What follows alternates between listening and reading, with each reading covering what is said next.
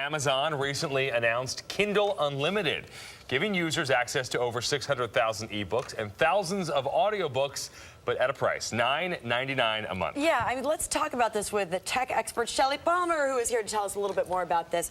$9.99 sounds kind of pricey if you're not a voracious reader. Yeah. Well, to be fair, $9.99 is a great price if you actually would read even one book a month. But the problem with the new Amazon Kindle Unlimited is that there are no books you want to read.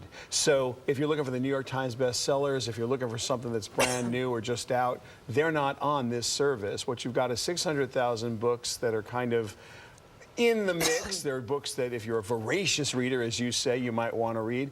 And then about 180,000 of those books, and this is important, are ebooks, and that's really the heart of the Amazon service. The problem with this new $10 a month is that most of those are already in the lending library. So if you're a Prime customer already, why pay the extra $10 a month? You probably have access to those books right now. Right. There are two other services out there, Scribd and Oyster, that are also $9 and $8 a month respectively. On Scribd, S-C-R-I-B-D, which looks like Scribd, but it's actually Scribd, yeah. but it's Scribd.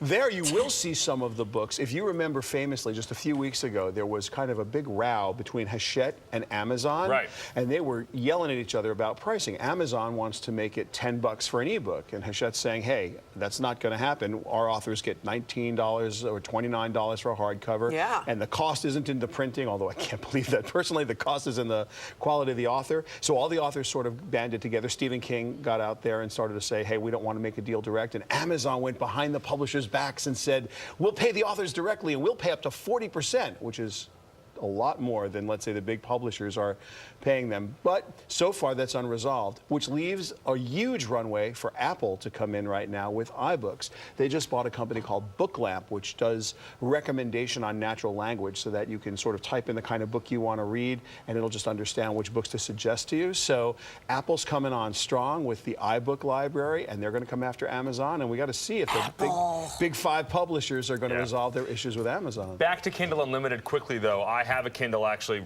Read it, love it.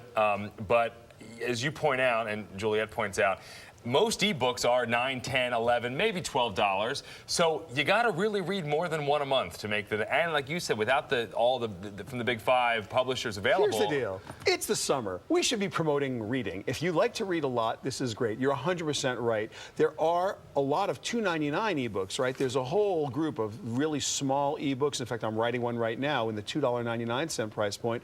They're usually about 20,000 worders, and they're part of Kindle Digital Publishing. But importantly, they're already part of Amazon Prime. So if you are going to spend the extra $10 a month, make sure there are titles you really want to get, because they're just not every title's available, and especially, and this is important, not the big best-selling titles. Reading is fundamental. It is. It is. Remember, Riff? And keep reading. Reading is good. Thank you very much. You can check them out at ShellyPalmer.com. Thank you, Shelly.